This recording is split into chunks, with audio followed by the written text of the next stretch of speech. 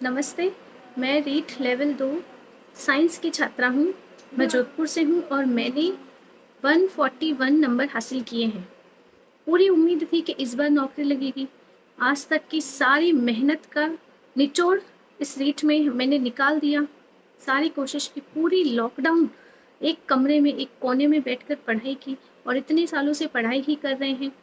और अब जब अच्छे नंबर आए, हमें लगा कि अब हमारी नौकरी लग गई है। अब कहीं ना कहीं हमें हमारी मेहनत का फल मिला है। और हमारे सीएम साहब ने क्या किया? एग्ज़ाम कैंसिल कर दिया। एक बार भी उन्होंने ये नहीं सोचा कि एग्ज़ाम कैंसिल करने पर मेहनत करने वाले बच्चे जिन्होंने इतने अच्छे नंबर लाकर नौकरी हासिल की है, उनका क्या होगा?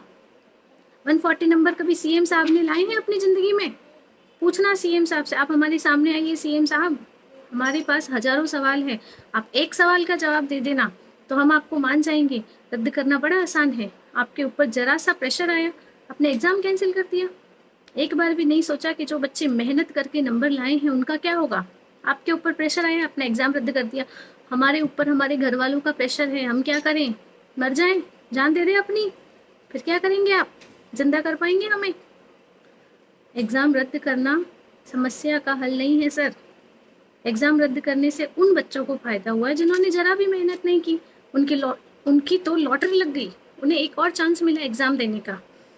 जो पैसे देकर अपना सिलेक्शन करवाना चाहते थे, वो भी बच गए। अब वो भी नहीं पकड़े जाएंगे। जब एग्ज़ाम ही रद्द हो गया तो क्यों कोई उन्हें पकड़ने के लिए इतनी मेहनत करेगा? वो भी सारे नहीं पकड़े जाएंगे, वो भी बच गए। नकल करने वाले भी बच गए और जिन्होंने मेहनत नहीं की वो भी बच गए। उन लोगों के साथ तो बहुत अच्छा हुआ, लेकिन जिन्होंने मेहनत की है उनका क्या? उनके साथ कितना गलत हुआ है। एक आपने हमारे साथ अन्याय किया कि एग्जाम रद्द कर दिया। अब दूसरा अन्याय आप ये कर रहे हैं कि पेपर पैटर्न चेंज कर दिया। दो दो एग्जाम करवा रहे हैं। क्या गारंटी है कि अगली बार भी हमारे उतने ही अच्छे नंबर आएंगे? आप गारंटी लेते हैं सीएम साहब? आपसे पूछते हैं, क्या आप गारंटी लेंगे कि अगली बार भी हमारे इतने ही अच्छे नंबर आएंगे? ये कहना बहुत आसान है कि पढ़ने लिखने वाले बच्चे एक बार अपने नंबर लाए हैं तो दूसरी बार भी ला देंगे। ये कहना आसान है सर। मान लीजिए आप कोई चुनाव जीत गए, सीएम बन गए आप।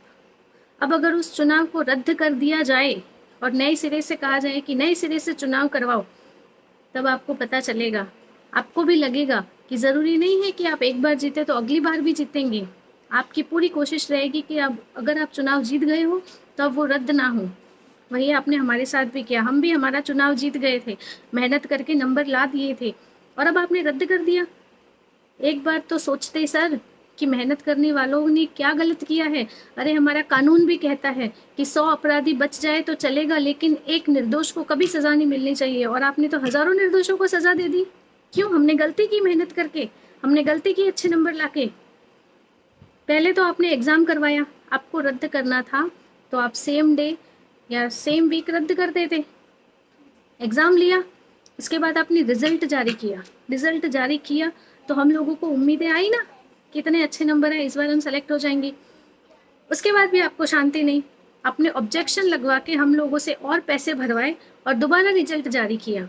उसके बाद आपने काउंसलिंग के फॉर्म भरवाए और अब जब हमारी ज्वाइनिंग का समय आया तो आपने एग्जाम रद्द कर दिया। वाह सीएम साहब, क्या दिमाग लगाया आपने। 3 3 बार हम लोगों से फॉर्म भरवाए और अब जाके रद्द किया। अरे आपको पैसे ही चाहिए थे तो डायरेक्ट ही बोल देते, तो हम ऐसे ही आपके खाते में 2 2 हज़ार डाल देते। इस तरह घुमा फिरा के हमारी जिंदगी खराब करने का हक आपको किसने दिया सीएम साहब? आप हमारे सामने आइए, हमसे फेस टू फेस बात कीजिए। जहां भी छुप कर बैठे आप बाहर आइए, हम लोगों से डायरेक्ट बात कीजिए। हम आपके हर सवाल का जवाब देंगे। आपको लगता है हमने नकल की है? ठीक है, आप हमारे पीछे पुलिस लगाइए, जो तहकीकात करवानी है करवाइए। हम कह रहे हैं ना आपसे करवाइए। अगर आपको लगता है कि हमने नकल की है तो आप करवाइए। हम कह रहे हैं, आपको परमिशन दे रहे हैं आपको। अरे सर, थोड़ा तो सोच लेते। इतना गलत मत कीजिए। इतने सारे बच्चे हैं, कम से कम हजारों बच्चे हैं, हजारों क्या लाखों बच्चे हैं जिनको इस जॉब से उम्मीदें थी, और आपने सारी उम्मीद को एक सेकंड में तोड़ दिया। जरा सा प्रेशर आया, तोड़ दिया। हमारे ऊपर भी प्रेशर है, हम तो सुसाइड करेंगे। क्या करोगे आप? क्या करोगे आप? ये आपने ठीक नहीं किया सर, अभी भी समय है। ये जो आपका रद्द करने का फैसला है ये पूरी तरह गलत है सर। आप हमारे साथ ऐसा मत कीजिए। आपसे हाथ जोड़ के विनती है, आपके पैर भी पड़ते हैं हम। क्या करें, मजबूरी है हमारी। इतने टाइम भी हमारी मजबूरी ही थी जो हम पढ़ते थे, इतनी मेहनत की हमने, इतना पैसा लगाया हमने, ऑनलाइन कोचिंग क्लास खरीदी। कुछ बच्चे हॉस्टल में रहकर पढ़ते हैं, कुछ रूम लेकर पढ़ते हैं, कुछ घर वालों से दूर रहकर पढ़ते हैं। शादीशुदा लड़कियां अपने छोटे छोटे बच्चों से दूर रहकर पढ़ती हैं। आपने जरा भी नहीं सोचा, किसी के बारे में नहीं सोचा। थोड़ा तो सोचिए सर, आप सीएम साहब हैं, आप हम सबके ऊपर हैं, आपके हाथों में हमारा भविष्य है, आप हमारा भविष्य खराब मत कीजिए सर। थोड़ा हम लोगों पर रहम करो। आप हमारा हिस्ट्री बैकग्राउंड सब देखिए। आपको अगर हम पर शक है तो आप हमारी जांच करवाइए, हम तैयार हैं।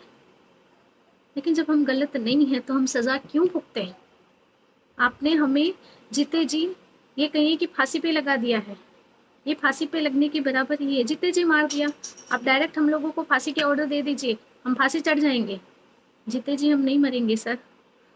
एक इतनी मेहनत की है, इस मेहनत को ऐसे वेस्ट जाने नहीं दे सकते सर। प्लीज़, हमारी कोशिश तो यही रहेगी कि आप एग्ज़ाम रद्द ना करो। और भी हज़ारों ऑप्शन हैं, आप दूसरा ऑप्शन निकालिए, दूसरा तरीका निकालिए। और उसके बाद भी आपने पेपर पैटर्न ही चेंज कर दिया है, ये और हमारे ऊपर एक बड़ा अन्याय है। ये वही विज्ञप्ति, अगर पुरानी विज्ञप्ति ही कंटिन्यू है तो वही रूल्स रेगुलेशन होने चाहिए ना। आप रूल्स कैसे चेंज कर सकते हैं? आपने सिलेबस चेंज कर दिया, आपने पेपर पैटर्न चेंज कर दिया, सारे कोचिंग वालों की तो लॉटरी लग गई। अब दोबारा कोचिंग के लिए पैसे कहाँ से लाएंगे हम?